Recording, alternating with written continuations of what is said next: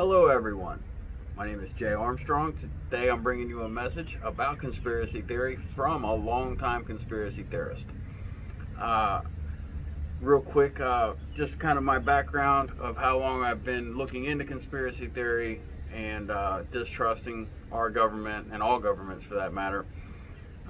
One of my earliest memories is being huddled around the television at my mom and dad's house, who were devout Southern Baptists, very Christian people, watching the events at Waco unfold.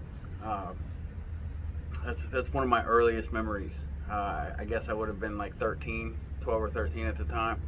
But we sat and watched the United States government murder men, women, and children. So from there, my trust for the government was just never there. Fast forward through years and years and years, constantly looking into what's going on and being involved in protests. Everything that I could ingest, I did. And then with the advent of the internet, all bets were off. Man, I learned everything that I could about everything that I could as far as government conspiracies went. JFK's murder, Operation Mockingbird, MK Ultra, all that, right? Pretty well versed in all of that stuff. And the message that I bring you today is about our current state of conspiracy theory revolving around COVID-19. There's a lot of stuff out there. It kind of all falls under a few things. There's one like outlier that got pulled back in. That outlier was from the QAnon movement, where they said that there was no virus at all, that it was a secret military operation to lock everybody down, to keep everybody in place so that they could serve 150,000 sealed indictments to child predators. So they even said it was Oprah, it was Tom Hanks. Tom Hanks didn't really have the virus. He was on house arrest. And they would show these pictures of his hotel room with all these different little things and look for all the symbols and everything to prove that they were right. Turns out that they were not right at all. Same with Ellen, same with Oprah. None of them were on house arrest. But now they've kind of tried to pull that back in so that they could still be the authority on what's actually happening. Look, you don't get to say some whacked out shit like that and then try to pull it back in and seem like a reasonable person. Now, here's the problem with that particular group of people. As far as conspiracy theorists go, they will tell you over and over to do your own research. Unfortunately, they have not done any research. They've read some Q posts and then they go into the Q groups on Facebook. And here's the thing, I've read all those posts. What he says versus what his movement says, or he, they, she, whoever QAnon is typically not in line with what their followers are saying. They go way out. They're wing nuts, most of them. Some of them are tried and true Christian patriots, but by and large, there's a lot of wing nuts in that group.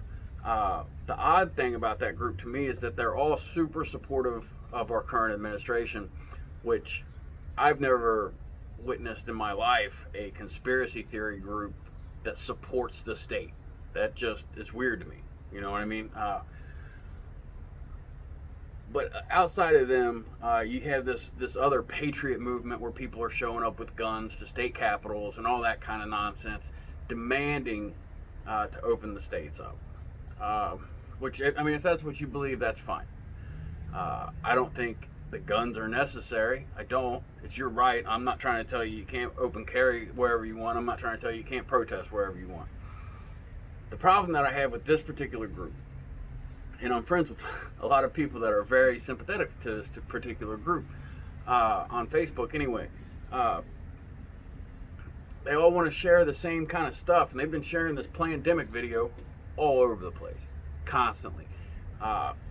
Let me tell you, since none of you are willing to do your own research, the lady, the doctor, that is the center of that, who is the whistleblower, before she ever got involved in any kind of advocacy or activism, got busted falsifying data in a clinical study so that she could try to be the savior of this foundation that this hero, I don't know if it's a hero complex. I don't know if there was like a bonus for whichever research group found the connection for this particular thing with the retrovirus.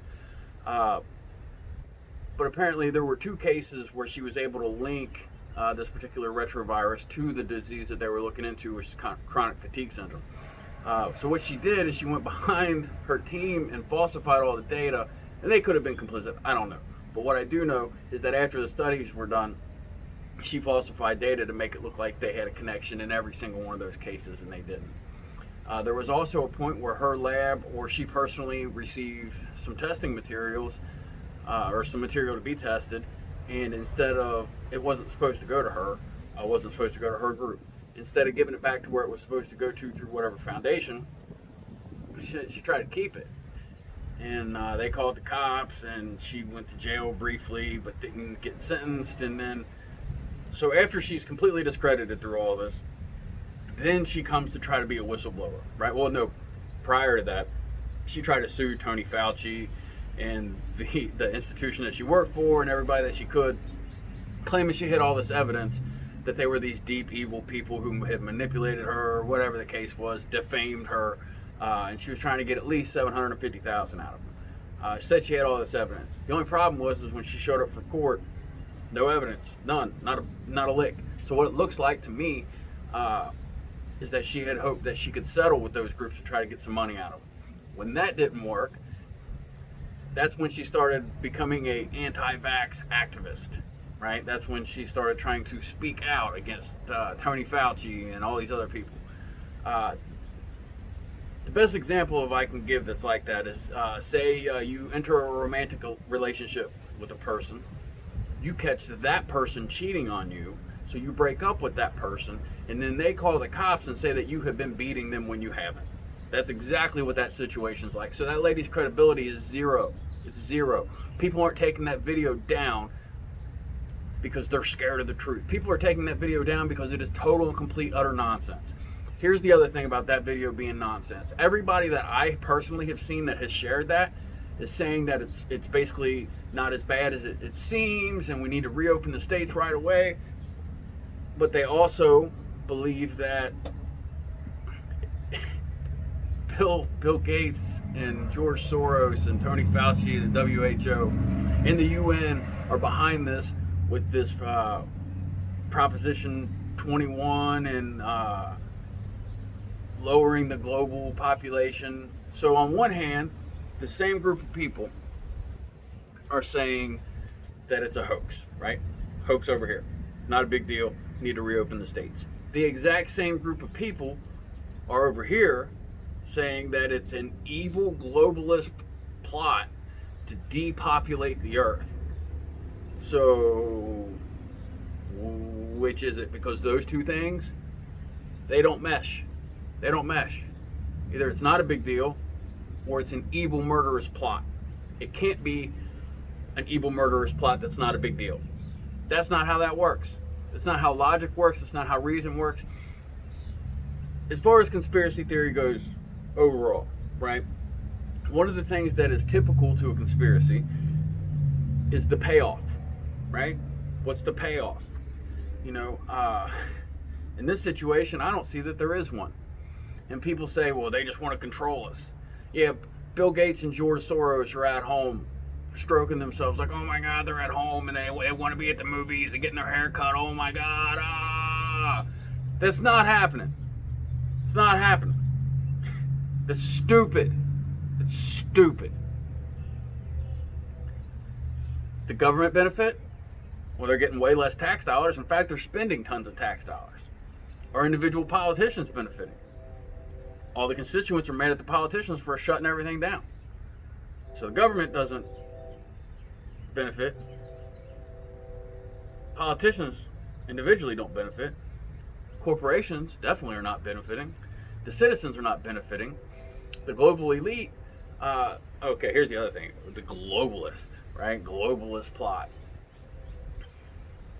This pandemic has made more borders close than anything I've ever seen in my 40 years. I've never seen borders closed like this. So to say that it's globalist, if anything, it's nationalist, because everybody's separating themselves. They're not letting as many other people in, if any.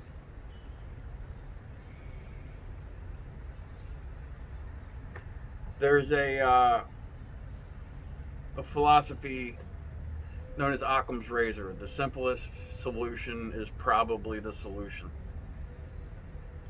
So either you need some weird multi-universe to be able to mesh all those things together with those conspiracies, or we were just unprepared and we didn't handle it as well as everybody wants to act like we are. But anyway, that's your word from me. Take it for what it's worth. Do your own research. But definitely don't believe everything that you want to believe. You should definitely be more skeptical. And this is how I've always kind of done things. If I see something that I want to believe, something that I truly, deeply want to be true, I will be more skeptical about that than anything. I've got my hopes up too many times in my life, only to have them crushed. So now I'm more skeptical when it's something that I like, something that I want. And that's how I think you should all look at this. But definitely if you're a person that says, here's some rules. If you say it's a hoax and it's not a big deal, you also don't get to say that it's a globalist murderer's plot to depopulate the world by a third. You don't get to do that. It doesn't work. It's just dumb. All right. That's it.